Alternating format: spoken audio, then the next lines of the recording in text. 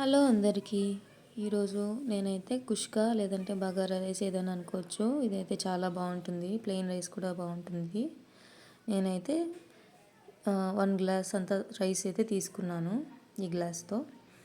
దాన్ని ఒక 2 times wash చేసుకొని కొద్దిగా వాటర్ పోసుకొని పక్కకు పెట్టేసుకొని ఆ గ్లాస్తోనే మళ్ళీ 2 గ్లాసెస్ వాటర్ తీసుకొని నేను ఇంకొక స్టవ్ పైన వేడి నీళ్ళు అయితే కాంచేసుకుంటున్నాను. దీనికి కావాల్సింది అయితే ఒక 1 ఇంచ్ అల్లము, దానికి ఇంకొక 4-5 వెల్లుల్లి అనమాట.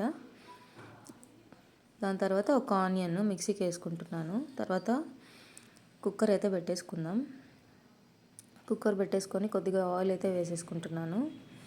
నేను మసాలాస్ అయితే ఎక్కువ ఏమి యాడ్ చేసుకోవడం లేదు, మీకు చాలా ఈజీగా చూపించేస్తున్నాను.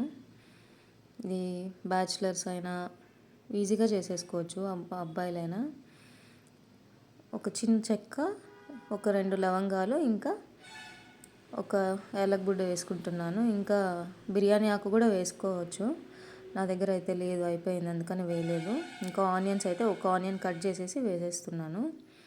దీనికైతే నేను ఒక 2 టొమాటోస్ తీసుకున్నాను, ఒక గ్లాసే కదా, అందుకని ఒక 2 లేదంటే 3 తీసుకోవచ్చు. మీడియం సైజు అయితే ఒక 3 తీసుకోండి, చిన్నవి మీడియం సైజు అయితే. పెద్దవి అయితే ఒక 2 టొమాటోస్ అయితే సరిపోతాయి. నేనైతే ఆనియన్స్ కొంచెం లైట్గా గోల్డెన్ బ్రౌన్ వచ్చాక మనం టొమాటోస్ అయితే యాడ్ చేసేసుకుంటున్నాము. కట్ చేసి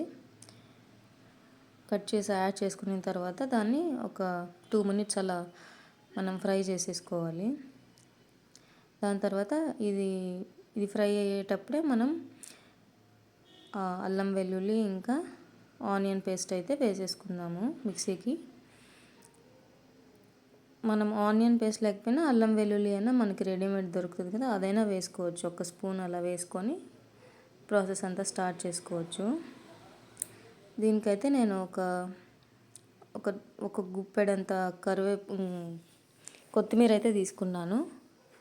మళ్ళీ ఒక 3 చిల్లీస్ అయితే వేసుకుంటున్నాను. దాన్ని ఏం కట్ చేసుకోలేదు, అలానే వేసుకుంటున్నాను.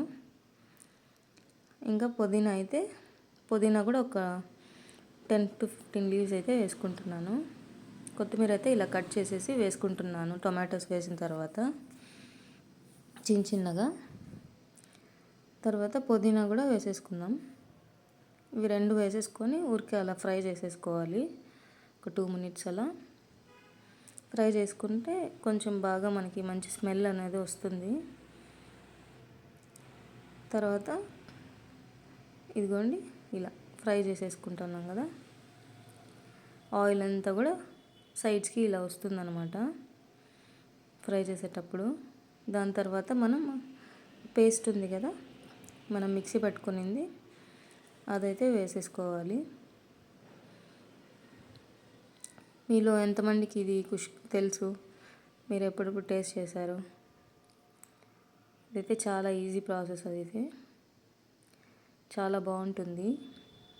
ఇందులోకి ఏం లేకపోయినా అలానే తినేసేయచ్చు. మా ఫ్రెండ్ అయితే ముస్లిం అమ్మాయి అనమాట. ఆ అమ్మాయి కాలేజ్లో ఉన్నప్పుడు రోజు ఇదే తెచ్చేది, అసలు బోర్ కొట్టేదే కాదు తినాలంటే. పేస్ట్ వేసుకున్నాక ఒక 5 మినిట్స్ అలా ఉడికించుకున్నాను నేనైతే దీన్ని.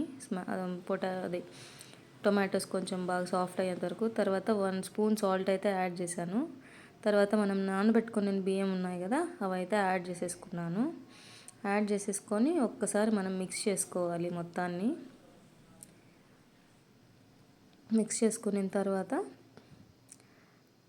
వాటర్ అయితే పక్కన బాయిలింగ్కి పెట్టుకున్నాం కదా, ఆ వాటర్ అయితే దీనిలోకి పోసేసుకోవాలి. ఒక 1 మినిట్ అలా మిక్స్ చేసుకొని ఆ వాటర్ అయితే మనం యాడ్ చేసేసుకోవాలి. ఒక గ్లాస్కి 2 గ్లాసెస్ వాటర్ అయితే బాయిల్ చేసుకుంటే సరిపోతుంది. ఇంకా మీకు కొంచెం ఇంకా సాఫ్ట్గా కావాలంటే ఇంకొన్ని యాడ్ చేసుకోవచ్చు. హాఫ్ గ్లాస్ కంటే కొంచెం తక్కువ, ఇదే సరిపోతుంది. ఎందుకంటే మనం బియ్యం నానబెడతాం కాబట్టి బాగా సాఫ్ట్గా కూడా వస్తుంది, ఇంకా పొడిగా కూడా వస్తుంది. ఒకసారి అంతా మిక్స్ చేసుకొని సాల్ట్ సరిపోయిందా లేదా ఇప్పుడే చూసేసుకోవాలి. కొంచెం లైట్గా ఉప్పుగా తగిలితే మనకి సాల్ట్ సరిపోతుంది, తక్కువ ఉంటే కొంచెం అడ్జస్ట్ చేసుకోవచ్చు. నేనైతే ఇందులోకి ఉప్పు తప్ప ఇంకేం వేయలేదండి. కారపొడి కానీ ధనియాల పొడి ఇంకా పసుపు అలాంటిది ఏమీ వేయలేదు. జస్ట్ చాలా సింపుల్ అంటే చాలా సింపుల్ రెసిపీ, చాలా బాగుంటుంది కూడా టేస్ట్ అయితే. తర్వాత లిడ్ క్లోజ్ చేసేసుకొని 2 అంటే 2 విజిల్స్ మీడియం ఫ్లేమ్లో పెట్టుకొని చేసుకుంటే చూడండి ఎంత బాగా వచ్చిందో. ఇదైతే చాలా బాగుంటుంది, బాగా కుక్ అయింది, సాఫ్ట్గా కూడా ఉంటుంది మనకి ఇది. సాఫ్ట్ అంటే బాగా అంటే నానబెట్టింటాం కదా, సో బాగా సాఫ్ట్గా చూడండి, పొడి పొడిగా. నేను 2 గ్లాసెస్ వాటర్ వేసుకున్నాను, ఎక్కువ అయితే వేసుకోలేదు. మనకి ఇలా వస్తుందన్నమాట. చాలా టేస్టీగా కూడా ఉంటుంది. ఇందులోకే మీరు కావాలంటే చికెన్ కూడా వేసుకోవచ్చు, నాన్ వెజ్ తిన్న ఫీల్ వస్తుంది.